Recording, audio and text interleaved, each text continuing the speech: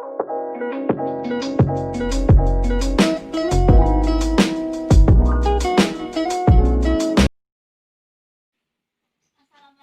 selamat pagi Bu.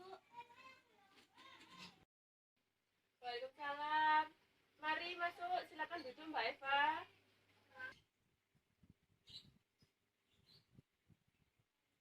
Terima kasih Bu. Mbak Eva, apa kabar hari ini? Alhamdulillah baik Bu. Alhamdulillah.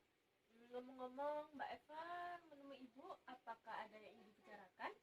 Terus terang saja sebenarnya saya kemari ada sesuatu yang ingin saya ceritakan Bu. Oh, silahkan bercerita Mbak Eva. Saya akan siap untuk mendengarkan apapun cerita Mbak Eva. Dan jangan khawatir karena dalam proses konseling ini ada asas kerahasiaan. Jadi cerita Mbak Eva hanya kita berdua saja yang tahu. Gitu. Sebenarnya saya sedang cemas Bu karena kedua orang tua saya selalu membanding-bandingkan dengan teman saya yang pintar dan berhasil. Jadi apa yang membuat Mbak Eva sangat merasakan cemas?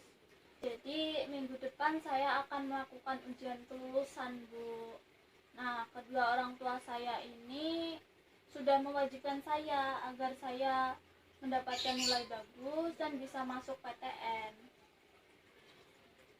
Nah, saya tidak merasa yakin dengan kemampuan saya bisa mendapatkan nilai yang memuaskan atau tidak.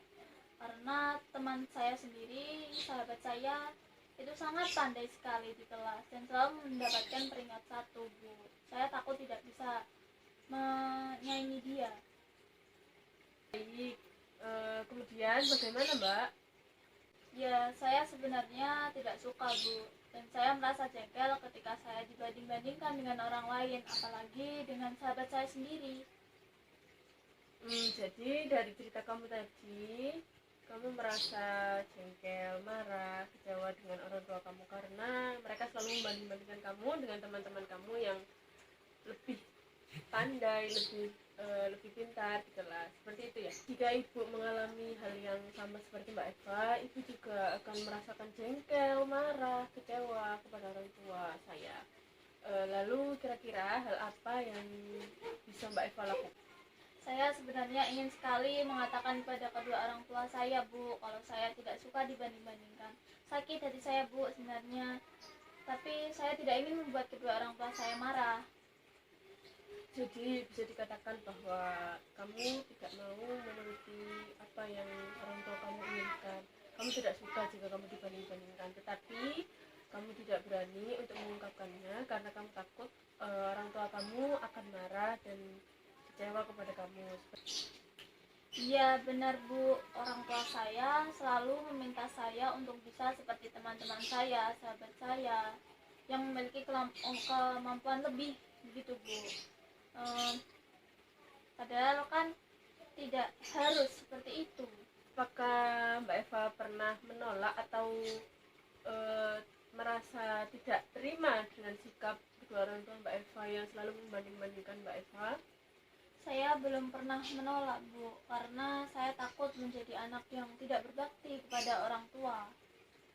Karena hal tersebutlah yang membuat saya tidak pernah menolak keinginan mereka Bu.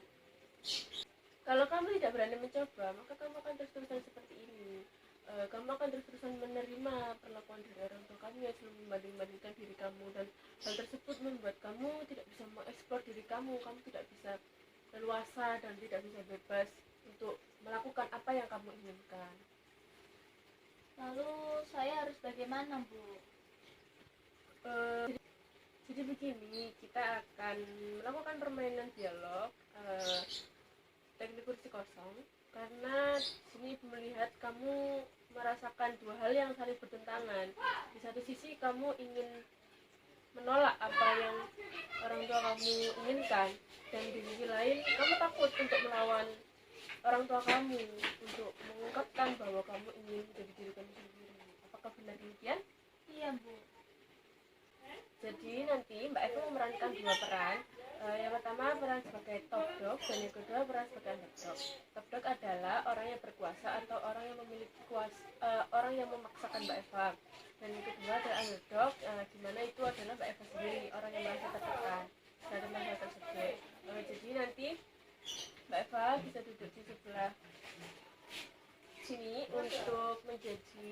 dog dan bisa duduk di sebelah sana untuk menjadi top dog, yaitu berperan sebagai ayah Mbak Eva, dan di sini berperan sebagai Mbak Eva sendiri.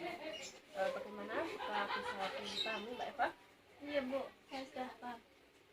Sebelumnya Mbak Eva silahkan mengambil posisi duduk yang nyaman, yang rileks.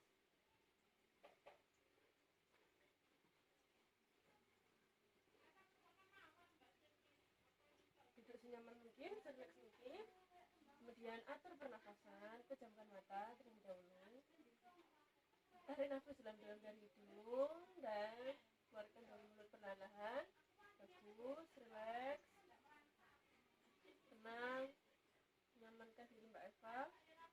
Ulangi lagi, tarik nafas, hembuskan dari mulut perlahan-lahan. Baik, bagus. Ulangi sekali lagi, tarik nafas dan hembuskan perlahan-lahan. Baik. Sekarang buka mata perlahan-lahan.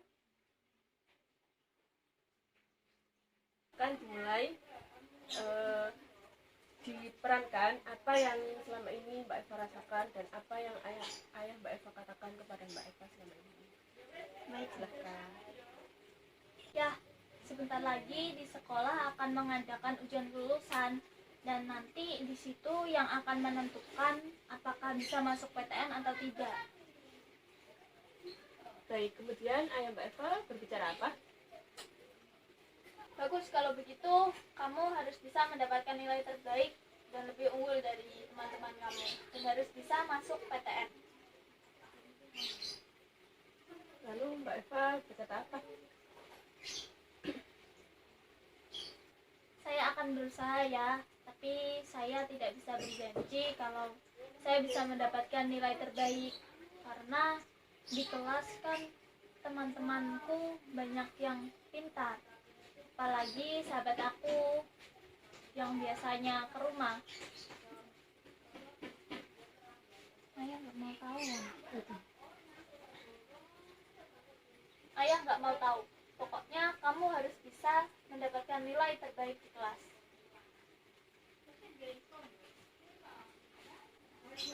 Tapi ya, kan tidak semua anak bisa unggul di bidang akademik.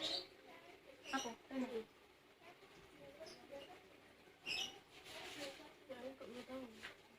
Ayah nggak mau tahu.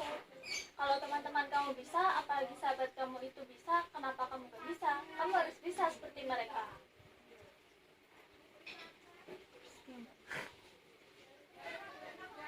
Aku tidak suka dibanding-bandingkan ya. Aku sakit hati.